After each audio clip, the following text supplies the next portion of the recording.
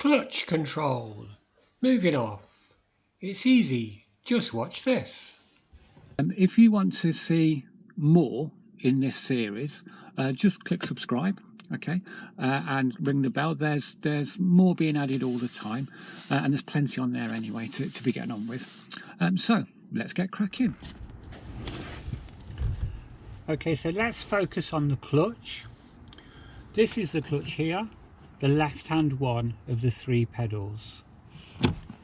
So what the clutch does basically is it connects and disconnects the engine to the gearbox and wheels. So when the clutch is fully down, the engine, gearbox, wheels are disconnected, and when the clutch is fully up, the engine is connected to the gearbox and wheels. So that when we want to set off, what we would normally do is turn the engine on. We'll put the clutch all the way down, and then we would set a little bit of gas. Palm the gear lever into first gear, then we'll bring the clutch just to the halfway point where that's called the bite point. And that's where the engine and the wheels are just connecting with each other, but it's not enough to move the car. This point changes or varies in different cars, but for this one it's about here. You'll feel the front of the car might rise a little bit and the engine note might change. Then when we want to actually move, we will bring the clutch up another pound coin's width. So I know you know what a pound coin looks like, but there it is, just that's all it has to be. So we'll bring the clutch up another pound coin's width like that, and that will actually get the car to move. And hold that clutch steady for the count of 3. 1, 2, 3, and then we'll bring the clutch fully up. And that way, when you count to 3 there, that will make a nice smooth steady start. When we want to stop the car, we would naturally be driving along with our foot on the gas. Then as we want to stop, we'll start to brake first of all, then we'll put the clutch fully down, disconnecting the engine and the wheels, then we'll brake gently to stop. Once we've stopped, we can put the car into neutral, and then we can release the clutch and the car won't go anywhere. When we want to change gears, again, we'll have the foot on the gas, we'll go clutch down, off gas, change gear, bring the clutch back to the bite point, hold it there, 1, 2, 3, and then bring the clutch fully up with a little bit of gas. So the instructions for the clutch will be cover the clutch, clutch down, clutch to bite, and then clutch fully up, foot on the floor. Okay chaps, so today we're looking at stalling, and there are 2 main ways to stall a car. The first one is when you're stopping, and the second one is when you're pulling away. So let's just think about stopping first of all. If you're driving along normally, you will have your foot over the gas pedal, pressing it down a little bit to make the car move along. To stop the car, it may be that you come into a junction and you can see that the junction is very busy. You know that you're going to need to stop. So what you'll do is you'll brake a little bit first, then about 2 or 3 car lengths from the junction you'll clutch down, and then you'll brake gently to stop the car. Okay, so when the clutch does go down, just make sure that it doesn't go down bit by bit by bit by bit like that, but it actually goes down properly. Okay, so to stop the car without stalling, you'll go brake, clutch, brake.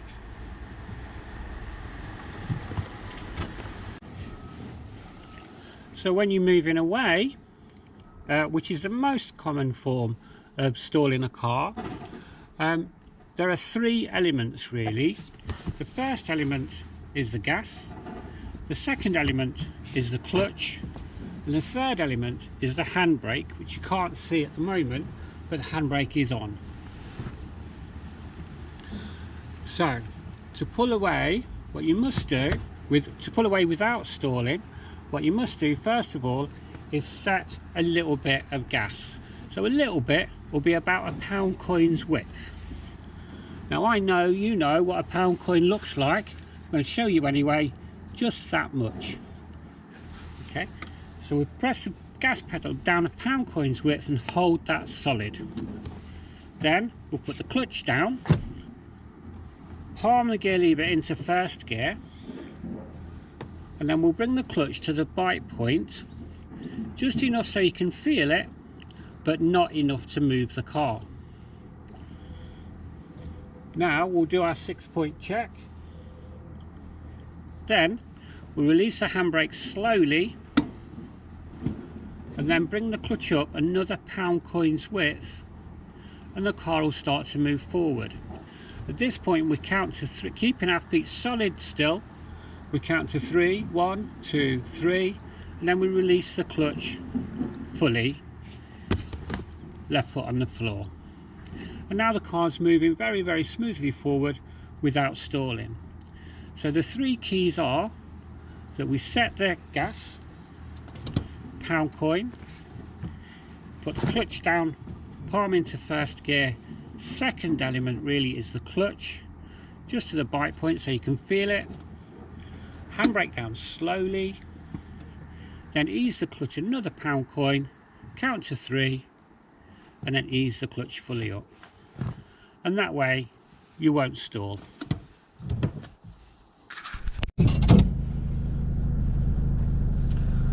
Okay, so just to demonstrate that in a live situation, what I'm going to do then is I'm going to go set the gas, clutch down, find the bite point so that I can feel it but not enough to move the car. I palmed it into first gear already, by the way. I'm going to check my 6 points. I'm going to go handbrake down slowly. Car should stay where it is. Then I'm going to bring the clutch up another pound coin's width and hold it while I count to 3. 1, 2, 3. Then bring the clutch fully up and the car moves away nice and smoothly. When I want to bring the car to a stop, I know the junction ahead of us is quite clear, but just for demonstration purposes, to bring the car to a stop, so I'm going to brake a little bit, 2 or 3 car lengths away, clutch down, and then I'm going to bring the car to a nice steady stop at the line. And the car hasn't stalled, I'll pull away again, just find the bite point, hold it there, and brake down slowly, bring the clutch up another pound coin, 1, 2, 3, bring the clutch fully up. Now I'm ready to change into second gear. Just pull up,